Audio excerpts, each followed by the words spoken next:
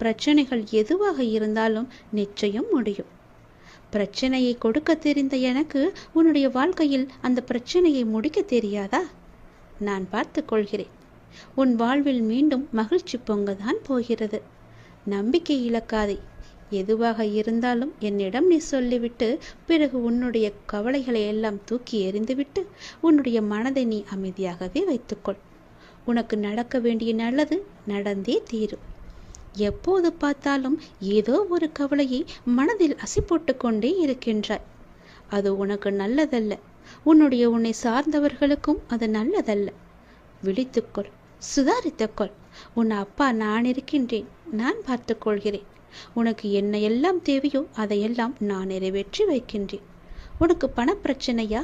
அதை நானே தீர்த்து வைக்கிறேன். உன் கடன் அடைக்க முடியாத அளவிற்கு எவ்வளவு பணப்பிரச்சனை இருந்தாலும் அதை நான் தீர்த்து வைக்கிறேன். உனக்கு மனக்குழப்பம் அதிகமாக இருந்தால் என்னிடம் மனம் விட்டு பேசு. உன் மனதை நான் சரி செய்கிறேன். மிகவுமே உனக்கு கஷ்டமாக இருந்தால் என்னுடைய ஆலயத்திற்கு வா. ஏதோ ஒரு ஆலயத்திற்கு சென்று அங்கு விளக்கு ஏற்று. அந்த தீப வெளியில் உன்னுடைய கஷ்டங்கள் எல்லாம் எரிந்துவிடும். உனக்கு நேர்மறை அதிகமாகவே வர வேண்டும் என்றால் தினமும் ஆவது வாரத்திற்கு ஒரு முறையாவது ஏதோ ஒரு ஆலயத்திற்கு செல். நீ எந்த ஆலயத்திற்கு சென்றாலும் அங்கு நான் இருப்பேன். ஏதாவது ரூபத்தில் உன் கண் முன்னே நான் தோன்றுவேன். பயப்படாதே. எதற்கும் நீ அஞ்சாதே. உன்னுடைய மனதில் உள்ள கவலைகள் கஷ்டங்கள் எல்லாவற்றிற்கும் நான் தீர்வு தருகிறேன். உன் மனதை நீ அமைதியாக வைத்திருந்தால் மட்டும் போதும். என்னுடைய பிள்ளை அல்லவா? உனக்கு தேவையான பணம் உனக்கு கிடைக்குமோ கிடைக்காதோ என்று உன்னுடைய மனதில் எப்பொழுதும் ஒரு அச்சம் ஓடிக்கொண்டே இருக்கிறது. பொதுவாகவே எல்லோருக்கும் பணம் தேவைப்படுகிறது.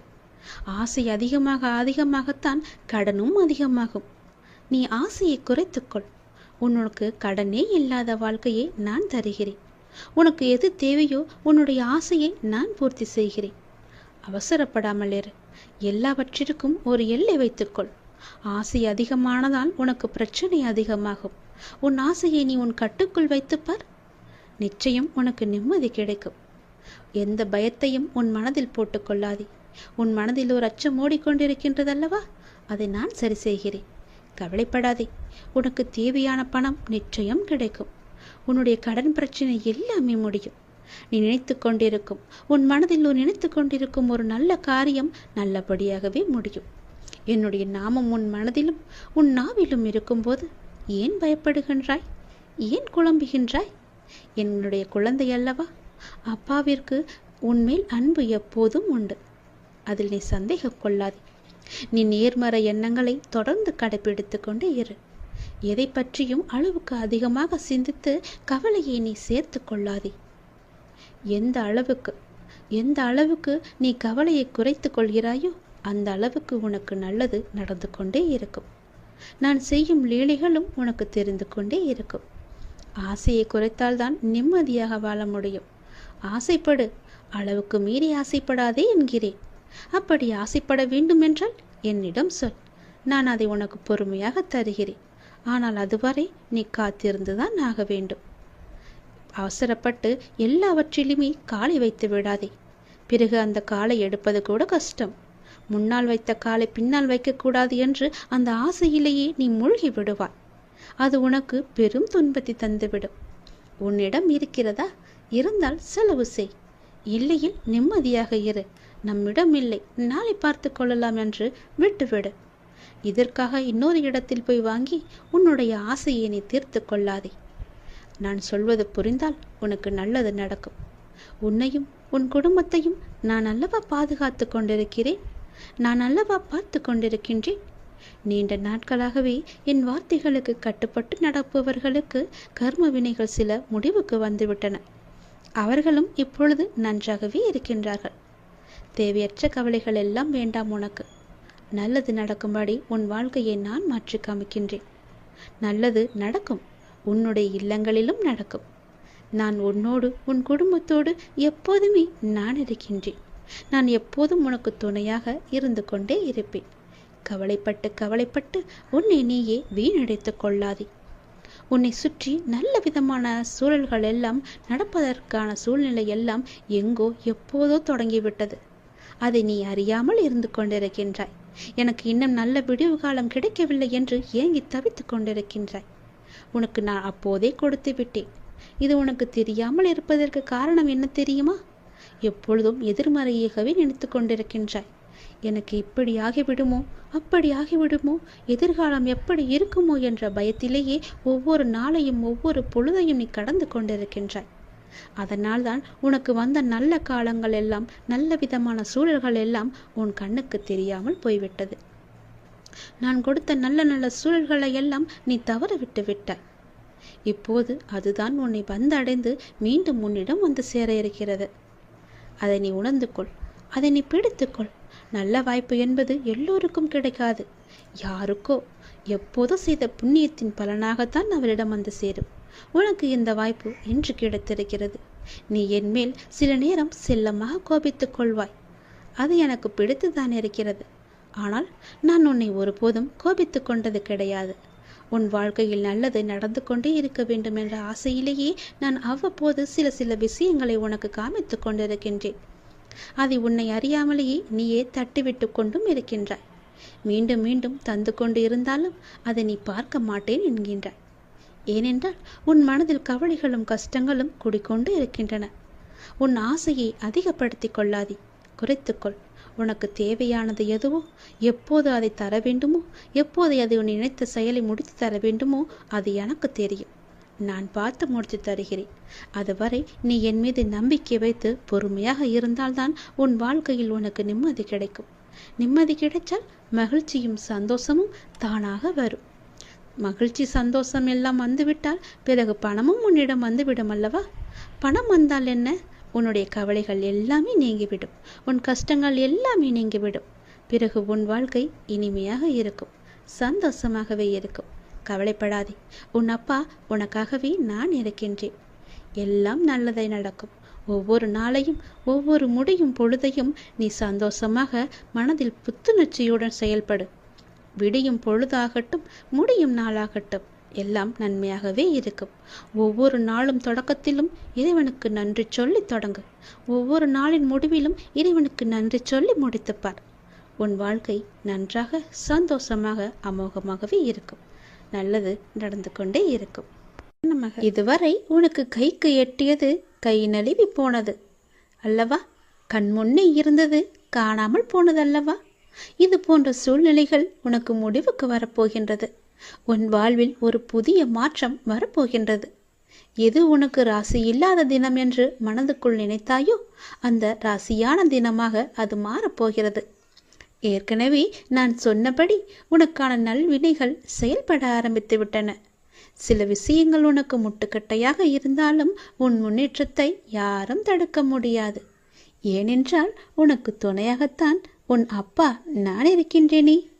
நீ முன்னேறி சென்று கொண்டே இரு. எப்போதும் முன்னோக்கியே நடக்க பழகு.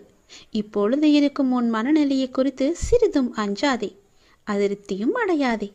லட்சியத்தை அடைந்தே தீருவன் என்று உன் உள்ளத்தில் உறுதியை நீ உண்டாக்கிக்கொள்.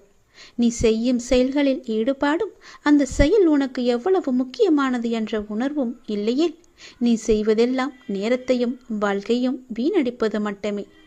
எல்லாம் திரும்பி போனால் திரும்ப வராது. எதிலும் வெற்றி பெற இயலாது. நீ செய்யும் காரியத்தால் வாழ்க்கையில் ஏதோ ஒன்று சரியாகவோ தவறாகவோ நடந்தால் அதற்கு காரணம் எது என்பதை நீ முதலில் ஆராய்ந்து பார். அதை நீ திருத்திக்கொள். வாழ்க்கையின் சிறு விஷயங்களிலும் முழு ஈடுபாட்டுடன் இருந்தீர்கள் என்றால் அதில் நிச்சயம் நீ வெற்றி பெறுவாய். ஒரு புல் வளர்வதற்கு சிரமப்படுவதில்லை. உடலில் உள்ள இரத்தமும் மற்றும் வெள்ளை அணுக்கள் உடல் முழுவதும் சுற்றி கொண்டிருப்பதற்கு அது சிரமப்படுவதில்லையே. பூக்கள் மலர்வதற்கு சிரமப்படுவதில்லையே. ஏனென்றால் அப்படித்தான் அவை வடிவமைக்கப்பட்டிருக்கிறது. படைப்பின் மகத்துவமே அதுதான். ஒவ்வொரு நொடியும் கஷ்டமான முயற்சிகளால் தான் படைப்புகள் நிகழ்ந்து கொண்டிருக்கின்றன. ஆனால் அவையெல்லாம் உனக்கு ஒரு பொருட்டாகவே தெரியவில்லையே. நீ படும் துயரங்களும் சிரமங்களும் தான் உனக்கு பெரிதாக தெரிகின்றது. இப்பொழுது இந்த உலகில் சிரமப்படாமல் எதுவுமே சாத்தியமாகாது. உன் கைக்கும் அது கிடைக்காது. சிரமப்பட்டுத்தான் ஆக வேண்டும். முயற்சி செய்து பார், நிச்சயம் கிடைக்கும். முதலில் எதுவும் சிரமமில்லை என்று நம்பு. நீ சிரமம் என்று சொல்வதற்கு காரணம் உன் மனதுதான். சிரமம் என்பதை நாம் கடந்தால்தான் லட்சியத்தை நம்மால் அடைய முடியும். மாபெரும் படைப்புகளை உருவாக்க நல்ல உணர்வுகளும் அபரிமிதமான மகிழ்ச்சியான மனநிலையும் மட்டும் இருந்தால் போதும். அதை உனக்குள்ளே நீ வளர்த்துக்கொள். உனக்கு நிச்சயம் வெற்றி கிடைக்கும். நான் என்றுமே உனக்கு துணையாக மட்டுமே இருப்பேன். நம்பிக்கையோடு உன்னுடைய கடமை எது என்று உனக்கு தோன்றுகிறதோ அந்த கடமையை நீ தவறாமல் செய்து கொண்டு வா. அந்த கடமையிலிருந்து நீ பின்வாங்காதே. ஏனென்றால் அது உனக்கென்று படைக்கப்பட்ட கடமைகள். உன் கடமையை நீதான் செய்ய வேண்டும். அதை யாருக்கும் விட்டு கொடுத்து விடாதே. அதிலிருந்து உன் கர்மாக்கள் கழிய போகின்றது. வாழ்க்கையில் நீ சாதனை படைக்கத்தான் நீ பிறந்திருக்கின்றாய். அதை முதலில் நீ நம்ப வேண்டும். அதன்படியே நீ முயற்சி செய்ய வேண்டும். நாம் கண்டிப்பாக வெற்றி பெறுவோம் என்ற தன்னம்பிக்கை, நம்பிக்கை, பொறுமை எல்லாமே உனக்குள்ளே வேண்டும். ஆகவே அனைத்தையும் சமநிலையில் நீ ஏற்க உன்னுடைய மனதை நீ தயார் நிலையில் வைத்துக்கொள். எத்தனையோ முறை முயற்சி செய்துவிட்டேன், அது என் கைக்கு கிடைக்கவில்லை. எத்தனையோ முறை அது என் கை நழுவி போய்விட்டது. என் கண் முன்னே கைக்கு எட்ட தூரத்தில் இருந்தாலும் அது என் கைக்கு கிடைக்கவில்லை என்ற பல சூழ்நிலைகளில் நீ தவறான முடிவுகளை எல்லாம் எடுத்து வந்தாய். இனி அது நடக்காது. இதுவரை உனக்கு கைக்கு எட்டியது, கை நழுவி போனது எல்லாம், உன் கண் முன்னே இருந்தது, காணாமல் போனது எல்லாம் இப்போது உன் கைக்கு வரப்போகிறது. உன் கைக்கு எட்டப் போகிறது. எல்லாமே ஒரு முடிவுக்கு வரப்போகிறது. உன் வாழ்வில் பல நல்ல நல்ல மாற்றங்கள், புதிய புதிய மாற்றங்கள் எல்லாம் வரப்போகிறது. உனக்கு ராசி இல்லாதது என நினைத்த ஒன்று இப்போது அதுவே உனக்கு ராசியாகி எல்லாவற்றையுமே உனக்கு ஜெயித்து தரப்போகிறது. ஏற்கனவே நான் சொன்னபடி உனக்கான நல்வினைகள் எல்லாம் செயல்பட ஆரம்பித்து விட்டன. சில விஷயங்கள் உனக்கு முட்டுக்கட்டையாக இருந்தாலும் உன் முன்னேற்றத்தை யாரும் தடுக்க முடியாது. ஏனென்றால் அந்த முட்டுக்கட்டைகளை எல்லாம் உன்னுடைய அப்பா நான் அதை தடுத்து எறிந்து விட்டேன், தகர்த்தெறிந்து விட்டேன். நீ கவலையின்றி சந்தோஷமாக எல்லாவற்றையுமே செய்து கொண்டு முன்னோக்கி சென்று கொண்டே இரு. உனக்கு வெற்றி என்ற கிரீடத்தை நான் சூட்டி மகிழ்கின்றேன். நிச்சயம் அதை நீயும் பெற்று ஆனந்த கண்ணீர் வடிக்கப் போகின்றாய். உனக்கானதை நான் எடுத்து வைத்து விட்டேன். அது உன்னிடத்தில் சேரும் நாளையும் நான் குறித்து விட்டேன். சந்தோஷமாகவே அதை நீ பெற்றுக்கொள். இழந்த உன் மதிப்பை மீண்டும் பெறப்போகின்றாய். என்னுடைய துணை உனக்கு உண்டு. அதை நீ மறந்து விடாதே. நீ மீண்டு எழும் நாள் அற்புதமான காலமாக இருக்க போகிறது. நாம் கடவுளை வணங்கும் போது நம் கண்களில் இருந்து கண்ணீர் வந்தால் என்ன பொருள் தெரியுமா? இதுதான் தெய்வீக ரகசியம். இந்த தெய்வீக ரகசியத்தை நாம் தெரிந்து கொண்டால் நம் மனம் சாந்தியடையும். பெரும்பாலும் நம் மன சோர்வு அடைந்து அல்லது அமைதியற்ற நிலையில் இருக்கும்போது நாம் கடவுளை நினைவில் கொள்கின்றோம் இல்லையா? அல்லது கோவிலுக்கு செல்ல நாம் முயற்சிக்கின்றோம். கடவுளை வணங்கும் போதோ அல்லது கோயிலுக்கு செல்லும் போதோ ஒரு விதமான மன அமைதியை நாம் உணர்கின்றோம். அதனால்தான் சிலர் பெரும்பாலும் கோவிலுக்கு செல்ல விரும்புகிறார்கள். மனம் சோர்வடையும் போது, கலக்கமாக இருக்கும் போது கோவிலுக்கு சென்று மனதை அமைதிப்படுத்துகின்றார்கள். உங்களுக்கு பிடித்த கடவுளை நீங்கள் வணங்கும் போது எப்போதாவது உங்கள் கண்களில் இருந்து கண்ணீர் வரும். இதனுடைய பொருள் என்ன என்பது உனக்கு தெரியுமா? தெரிந்து கொள்ளலாம், அறிந்து கொள்ளுங்கள். கடவுளின் வழிபாட்டும் போது கண்களில் இருந்து கண்ணீர் வந்தால் கடவுளின் தெய்வீக சக்தி ஏதோ ஒரு குறிப்பை நமக்கு உணர்த்துகிறது என்று நாம் அறிந்து கொள்ள வேண்டும். கடவுள் உங்களுக்கு ஒன்று குறிப்பை கொடுக்கிறார் என்று நீங்கள் பொருள் கொள்ள வேண்டும். நீங்கள் அவற்றை புரிந்து கொண்டால் உங்கள் பிரச்சனைகள் எல்லாமே நீங்கிவிடும் என்றும் உங்கள் வேண்டுதலை கடவுள் ஏற்றுக்கொண்டதாகவும் அர்த்தமாகும். இதுதான் கடவுள் உங்களுக்கு முழு ஆசியையும் கொடுப்பதாகவே அர்த்தமாக கொள்கிறது. கடவுளின் அனுகிரகம் உங்களுக்கு கிடைத்துவிட்டால், உங்கள் வேண்டுதல் அவர்கள் செவிகளில் கேட்டுவிட்டால், உங்களுடைய வேண்டுதலுக்கு பலனை நிச்சயம் அவர் தருவார் என்பதற்கான அறிகுறியாக உன் கண்களில் இருந்து அவரே அந்த கண்ணீரை வரவழைக்கின்றார். தீபாராதனை காட்டும் போதோ அல்லது கடவுளின் உருவத்தை பார்க்கும் போதோ உனக்கே தெரியாமல், உன்னை அறியாமல் கண்களை திறந்திருக்கும் போதோ அல்லது கண்ணை மூடிக்கொண்டிருக்கும் போதோ உன் கண்களில் இருந்து தண்ணீர் வருகிறது என்றால் நீ வந்ததை அவர் ஏற்றுக்கொண்டார் என்ற அர்த்தம். உன்னை பார்ப்பதற்காகவே அவர் வெகு நாட்களாக காத்திருந்தார். உனக்கான பதிலை சொல்வதற்காகத்தான் அவர் காத்திருந்தார் என்றும், உனக்கு ஆசி வழங்கவே அவர் காத்திருந்தார் என்றும் அர்த்தமாகும். உங்கள் கண்ணீரிலிருந்து கண்ணீர் வந்தால் உங்கள் வழிபாடு மிகவுமே வெற்றிகரமாக முடிந்துவிடும் என்று அர்த்தம். நீ எதை வேண்டி செல்கின்றாயோ அது நிச்சயம் வெற்றியில் முடியும். இப்போது உங்கள் பிரச்சனைகள் அனைத்தும் நீங்கி உங்கள் ஆசைகள் நிறைவேறும் என்றும் கடவுள் உங்களுக்கு ஆசீர்வதிப்பதற்காக ஒரு சின்ன அறிகுறியாக உங்கள் கண்களிலிருந்து கண்ணீர் மலை மலையாக வரும். ஒரு சொட்டு கண்ணீர் வந்தாலும் அதற்கான அறிகுறிதான் அது. கவலைப்படாதீர்கள். கடவுள் எப்பொழுதும் நம் கூடவே இருப்பதற்கு ஒரு சின்ன எளிய பரிகாரம். எப்பொழுதெல்லாம் உங்கள் மனம் பாரமாக இருக்கின்றதோ, உங்கள் பிரச்சனையை தீர்க்க முடியாதது என்று நினைக்கிறீர்களோ, உங்கள் குழப்பங்கள் அதிகமாக இருக்கின்றதோ, அப்பொழுதெல்லாம் உங்கள் விருப்பமான கோவிலுக்கு சென்று அந்த பகவானை நினைத்து ஒரே ஒரு தீபம் ஏற்றி வழிபட்டு அவருக்கு முன்னால் மண்டியிட்டு கையேந்தி நில்லுங்கள். நீங்கள் அந்த தெய்வீகத்தை உணர்ந்து கொண்டால் உங்கள் பிரச்சனைகள் எல்லாம் நீங்கிவிடும் என்றும் உங்கள் வேண்டுதலை கடவுள் ஏற்றுக்கொண்டதாகவும் அர்த்தமாகும். உங்கள் கண்களிலிருந்து கண்ணீர் வந்தால் உங்கள் வழிபாடு நிச்சயம் வெற்றியில் முடியும். தெய்வீக தன்மையுடன் உங்கள் வீட்டை வந்து அடைந்து அதற்கான முயற்சியை செய்யுங்கள். நீ செய்யும் ஒவ்வொரு செயலிலும் ஓம் சரவண பவ என்ற மந்திரம் எப்பொழுதும் ஒலித்து கொண்டே இருக்கட்டும். என்னுடைய அருளும் ஆசையும் எப்போதும் உனக்கு துணை இருக்கும். உனது எண்ணங்கள் அனைத்தும் தவறாக நடக்கின்றதே, என்ன செய்வது என்று நீ யோசிக்காதே. அனைத்தும் மாறப்போகின்றது. நீ எதிலும் நிதானமாக யோசித்து செயல்பட்டாயானால் நிச்சயம் அனைத்துமே மாறும். அவசரப்படாதே. நிச்சயம் உனக்கு வெற்றி மட்டுமே கிட்டும். உன் வாழ்க்கையில் நடக்கின்ற யாவுமே உன் கர்ம வினைகளின் படிதான் நடந்து கொண்டிருக்கின்றன. அப்படி இருக்கையில் நீ துயரங்களை எதிர்கொண்டுதானே ஆக வேண்டும். உன் கர்மாக்களை பற்றி நீ பயப்படாதே. அதற்குத்தான் நான் இருக்கின்றேனே. உன் கர்ம பந்தத்திலிருந்து விரிந்து விடுபட உன்னால் முடிந்த அளவு பிறருக்கு நன்மையை செய். உன்னிடம் உதவிக்கு வருபவர்களை நீ உதாசீனப்படுத்தாதே. உன்னால் எவ்வளவு முடியுமோ அவ்வளவு உதவி செய். முடியாவிட்டால் அவர்களை புண்படுத்தி அனுப்பாதே. உன்னால் முடிந்த உதவியை நீ அவர்களுக்கு செய். அந்த தர்மமே உன்னை இக்கட்டான சூழ்நிலையிலிருந்து உன்னை நிச்சயம் காக்கும். உன் கர்ம வினைகளிலிருந்தும் அது உன்னை காப்பாற்றும். வாழ்க்கையில் இன்பமும் துன்பமும் அவரவர் கையாளும் வகையில்தான் மாறுபடும். இன்பத்தை சந்தோஷமாக அனுபவிக்க வேண்டும். துன்பம் வந்தால் சோர்ந்து போகக்கூடாது. துன்பத்தையும் இன்பமாக ஏற்று நாம் வாழ பழகி கொண்டால் அந்த துன்பம் நம்மை கண்டு அஞ்சி ஓடிவிடும். மற்றவர்கள் எல்லாரும் நிம்மதியாக சந்தோஷத்துடன் வாழ்வதாகவும் நீ மட்டுமே துயரங்களை எதிர்கொள்வதாகவும் புலம்பிக் கொண்டிருக்கின்றாய். அது தவறு. எல்லோருக்கும் அவரவர் வாழ்க்கையில் எல்லா விதமான துன்பங்களும் இன்பங்களும் வந்து கொண்டுதான் இருக்கின்றன. எல்லாம் கலந்துதான் இருக்கும். அதுதான் வாழ்க்கையும். அந்த உண்மையை நீ புரிந்து கொள்.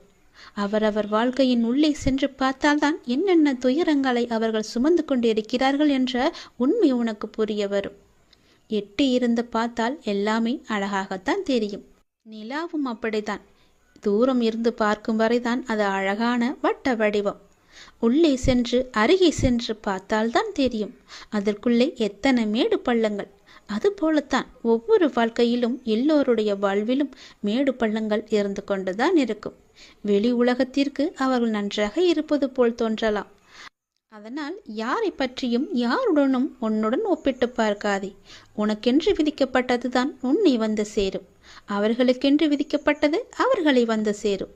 அது இன்பமானாலும் சரி துன்பமானாலும் சரி எல்லாவற்றையும் அனுபவிக்க வேண்டியது அவரவருடைய பொறுப்பு.